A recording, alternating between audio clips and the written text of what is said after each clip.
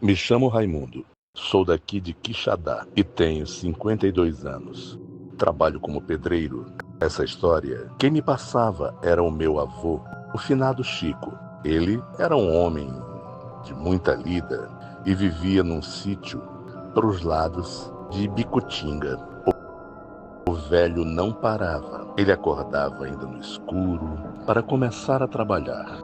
Gostava de ouvir seu rádio a pilha e só parava de trabalhar na hora de dormir, pois sempre tinha alguma coisa para se fazer em casa.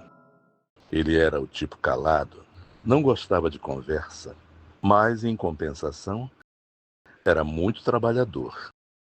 De tardezinha, depois de cuidar dos animais, ele gostava de ficar sentado num banco de madeira na frente da casa, pitando o cigarro de palha dele e olhando o mato. Foi numa dessas vezes que ele me contou o que aconteceu. Ele dizia que naquele tempo o mato era muito fechado e a gente não via uma alva viva depois que escurecia. Uma noite, ele vinha voltando de uma entrega de ração, montado no cavalo dele, um bicho que era acostumado com tudo. Mas, quando chegaram num trecho da estrada, que era cercado de carnaúba, o cavalo empacou. As orelhas do animal ficaram em pé e ele começou a bufar alto.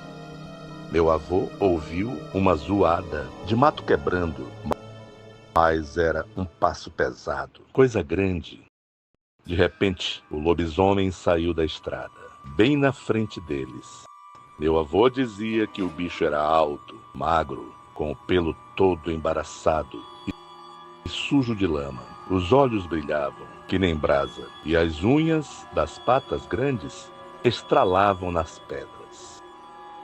O bicho soltou um urro que pareceu que o chão ia se abrir. Meu avô travou em cima do cavalo. Ficou sem fôlego nenhum, só vendo aquele assombro passar na carreira. O bicho passou raspando na perna dele, soltando um bafo quente com cheiro de podridão. Depois que o bicho sumiu no mato, meu avô chegou em casa com o rosto branco, parecendo que tinha visto a morte. Ele não contou nada para minha avó na hora, para não assombrar a velha, mas não pregou o olho. No outro dia, assim que o sol saiu, ele selou o cavalo e voltou no lugar. Ele queria ver se aquilo era coisa da cabeça dele ou se tinha rastro.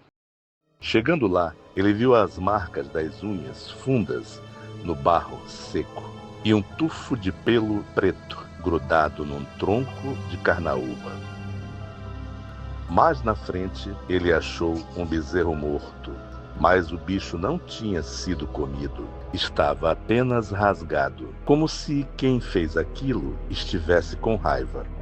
Ele nunca soube dizer quem era o cristão que virava aquela fera, mas dizia que, pelo jeito do urro, era alguém sofrendo muito com aquela sina. Tinha gente no povoado que passou a olhar diferente, reparando se tinha alguma ferida ou se andava muito cansado, mas guardou o juízo para si. Ele continuou no trabalho do sítio até o fim da vida, mas nunca mais passou naquele trecho depois das 6 da tarde. Eu me chamo Joaquim, moro aqui nas redondezas de Itapipoca e tenho 58 anos. Hoje em dia eu trabalho como vigia de uma firma aqui perto, mas minha vida toda mesmo foi de mexer com a terra. Passei muitos anos debaixo do sol, plantando milho e feijão no roçado e lidando com o gado. O serviço de vigia é mais sossegado, mas o corpo sente falta da lida no campo. Essa história aconteceu comigo, mesmo quando eu tinha vigor e inventava de sair para caçar de noite. Naquele tempo, eu não tinha medo de nada. Pegava em minha espingarda e enfiava no mato fechado, atrás de um tatu ou uma paca. Meu pai era o tipo calado, não gostava de conversa, mas em compensação era muito trabalhador. Ele sempre me avisava que o mato de noite tem dono. Mas eu era teimoso. Numa noite de lua cheia, o mato estava em silêncio, que chegava a zunir no ouvido. Eu estava agoniado perto de uma grota, esperando aparecer algum bicho, quando ouvi um estalo de galho grosso quebrando. Pensei que era um bicho grande e já fui preparado com o cano da arma.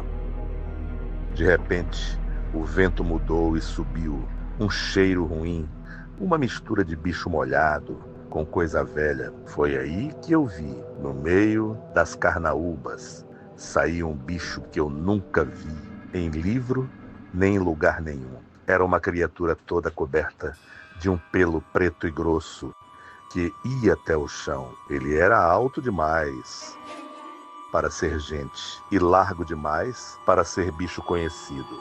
O bicho não andava, ele se balançava de um lado para o outro. Quando ele parou, eu vi os olhos. Eram grandes e amarelos, que nem duas lanternas fracas no meio da folhagem. Eu gelei, as pernas faltaram e a espingarda parecia que pesava 1 tonelada. Eu não conseguia nem puxar o gatilho e nem correr. A criatura soltou um sopro pesado, como se estivesse cansada, e deu um passo em minha direção.